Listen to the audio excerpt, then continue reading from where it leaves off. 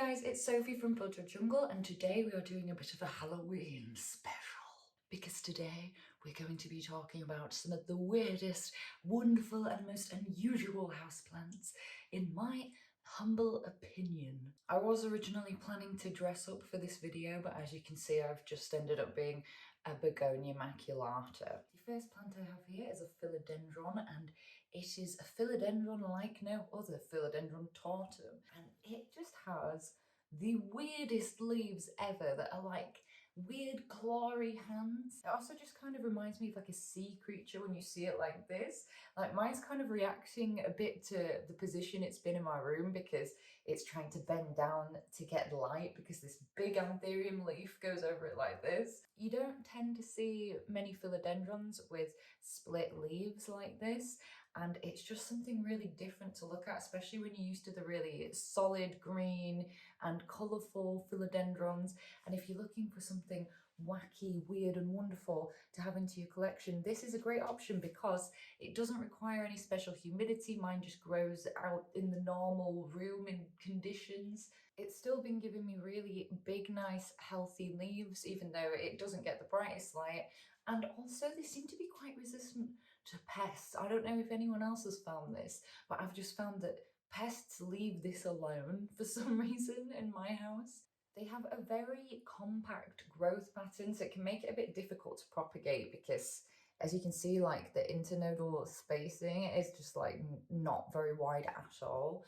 So it doesn't give you much to work with if you're worried about propagations rotting or something. Like you won't have much leeway to cut the rot off. The stems just wind out in all these different directions, giving off these very alien vibes. But wait, it gets creepier. The little leaflets tend to unfurl at different times, and it's like a little creature emerging from the catfill. Next, I have arguably my favourite succulent in my collection, and it is a type of euphorbia. There are many wacky and weird euphorbia that fit this brief, but it's the colours of this one that just make it just chef's kiss perfection for me, and it is, drumroll, Euphorbia aeruginosa. And the reason I've chosen this euphorbia is for the colours, because it never shows up that great on camera, but these spikes are bright red, and the contrast that you get against this blue green tissue of the plant is just absolutely stunning. It branches out in this cool growth pattern, and then it puts off other new growth points from the base. It's got this really unusual structure with this asymmetrical form, and it's just very funky. If it's easy and it's funky, then it's always going to be an instant favourite for me. Care-wise, as you can see, I've got this in terracotta, and I've got it in a cactus and succulent potting mix, which is this really sandy textured one that I'm really loving at the moment. It's super easy. It just has some bright light, but it doesn't have sun on it for the whole day. It just gets a couple hours of sun and then consistently bright light for the rest of the day. Some euphorbia grow really quickly. This is not that kind of euphorbia. I would say it grows at an average speed at best. Like, I have had this for quite a while. It was on a plant haul I did like 6 months ago or something, and it's just put out this and then a couple of growth points in the soil. So if you're looking for something that's going to be like, boom, it's huge, not the one. But if you're looking for something that's like, wow, that's cool and creepy, is the one. However, that being said, I imagine that the growth would speed up a lot if you were in a hotter climate. This was originally a Spanish import for me. I'm in the UK. It's really cold and often not that bright here. And I got this from an Etsy shop called Urban Cactus Barcelona. I'll link it down below. This video is not sponsored.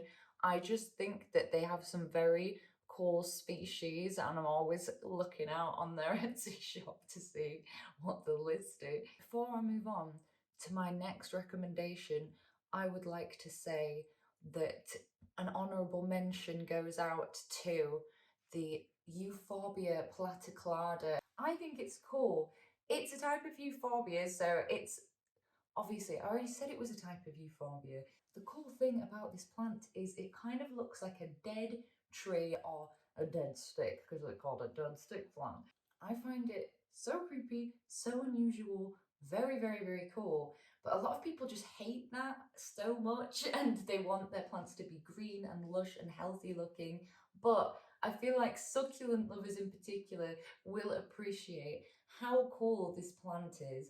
This next plant is a plant that I don't have, but I had to mention it because it is so weird. It is Colocasia pharaoh's mask. When it's in its juvenile form, it is quite underwhelming, but when it looks like this, it is epic. How could you not? Well, my mouth made a weird noise. This species of colocasia has a very bold midrib and veins, and it pulls the plant back in this 3D form. And to me, it looks just like a rib cage. It is so odd and weird looking. And this plant was a hybrid that was created in 2013. So it's nice to know that nature didn't create something that creepy looking all on its own, because that would be quite freakish. However, I found it very, very hard to identify the parent plants for this hybrid. There is conflicting information online. So some sources were saying it was an unpatented plant called Colocasia dark star, but I couldn't find that plant anywhere on the internet because obviously it was unpatented. And then there's a lot of other plants that are now called dark star because, as it goes, that's quite a generic kind of name to have picked for a plant. But some other sources were saying that no, that was incorrect, and it was Colocasia esculenta that was the female parent plant. And just to make matters even more confusing, there also some places said it was just an unnamed parent plant and that we didn't actually know.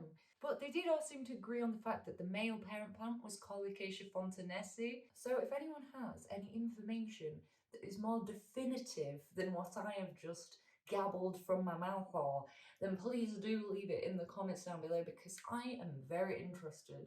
The botanist that created this plant called it Colocasia pharaoh's mask because the midrib and veins reminded the person of like the mask on Tutankhamun's sarcophagus. I would have definitely called it Colocasia ribcage. It looks a lot more like a ribcage to me. If you're an Antherium lover, this one is for you. It's a plant that I definitely don't own and can't afford, but alas, I can admire it from afar. Its true form, Antherium Luxurians, in all of its puckering, quilted, shiny, patent leather glory, that texture that it creates with that deep, deep black, it is like no other plant, and the leaves are so thick, it's just something you truly look at and it feels not of this world. It's incredible.